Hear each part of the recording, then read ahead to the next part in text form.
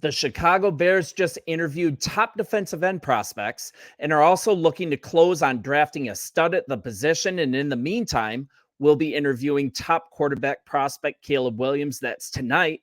But let's shift gears a bit, right? Let's go to something else for now. And the main focus has been on the number one pick. But the Bears have other shoes to fill outside of the quarterback, and that's at, once again, defensive end.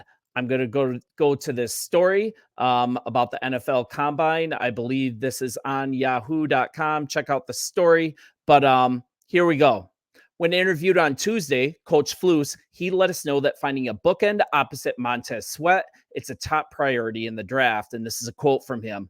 We have several priorities for sure.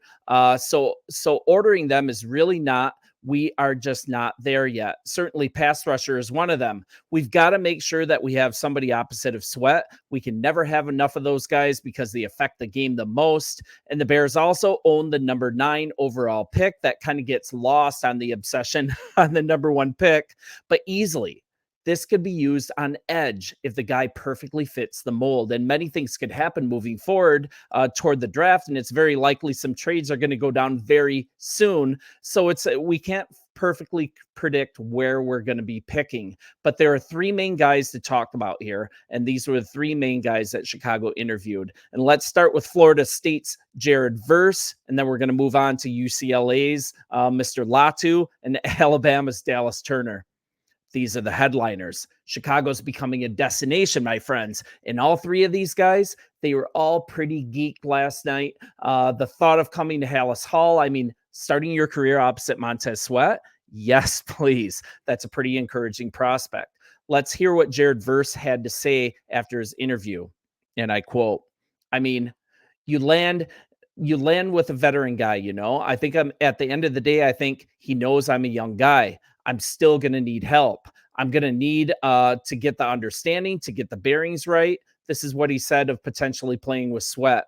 He'll be able to direct me in the right path, fix a couple things that I might need help with that I didn't see in college that won't work in the NFL, those things. These guys are all pros. These guys are vets and stuff. So I hope he'll give the guidance I need. I mean, one of my favorite guys in the draft. If the medical checks out, I am unafraid of drafting this guy. And we are talking about Latu from UCLA. He was super animated when asked about playing on this up-and-coming defense. And here's a quote from him. Playing with him, we're talking about Montez Sweat. I mean, I can never learn enough about pass rushing. It would be a great opportunity for me to get better and to level up. So both Latu and Verse, they met with the Bears yesterday on Tuesday, and the interviews are only like 20 minutes. It's kind of cool how they structure them, though. It's well used as a way to get to know the players on a personal level. It goes a long way toward finding a baseline on team fit, who the player is as a person. So this is what the Bears do. They ask each player to play putt-putt or darts, and then they quiz them on their game while they're playing and then test their recall at the end. It's kind of sneaky. It's a super interesting technique, and it's like they made up their own cognitive test. So let's look at what Jared Verse did last year. 52 pressures, 11 sacks, and this is what he had to say after the meeting with the Chicago front office. I hope they got the real me. I don't ever want to hide. I don't ever want to give off a false persona or who I am or who I present myself as a person. I hope they got the real me. It sounds like Jared Verse, he really wanted to make a good impression on the front office staff of Chicago. I mean, this is meeting with Flus. This is meeting with Kevin Warren. This is also meeting with Poles and some of the top brass. So this is like a major interview preliminary start to talking to him, right? Let's move on. You guys know I absolutely love Latu, right?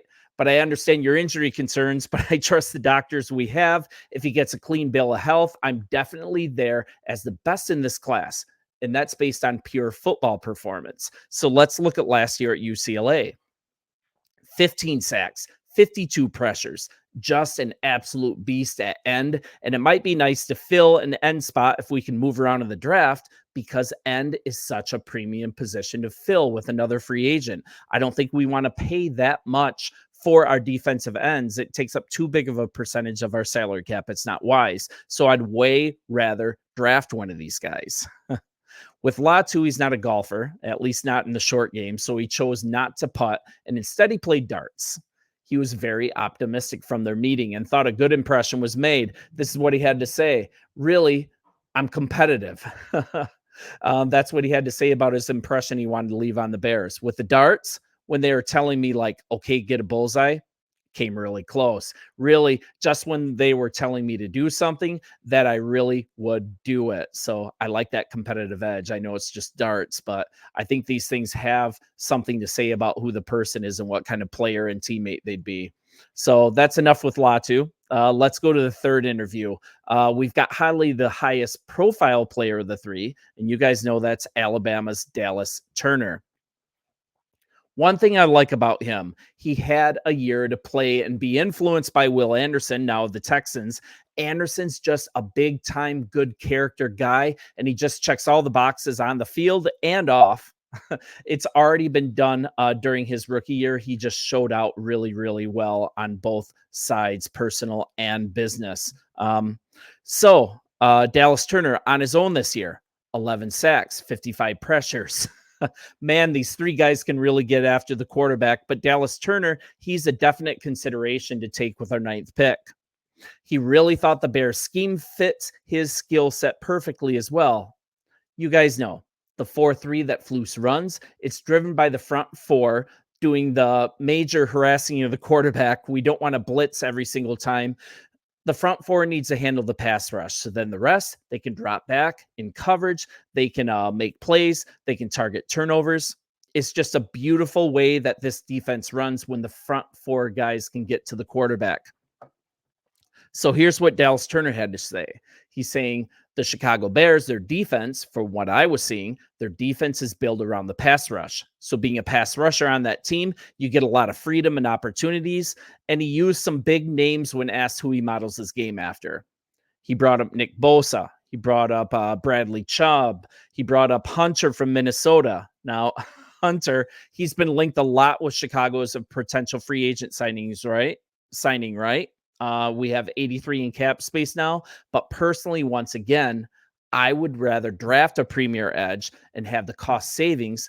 That's just me. I think going big time on another defensive end, I think it's foolhardy for future cap hits. So anyways, we're looking at our number 9 pick.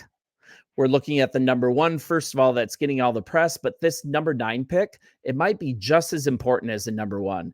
And it's possible they move around the draft quite a bit. The first pick is traded. So I think it's very possible, even if these guys have first round grades, things might shape up that we have enough capital to just move around in the draft and pretty much come get any player that we need.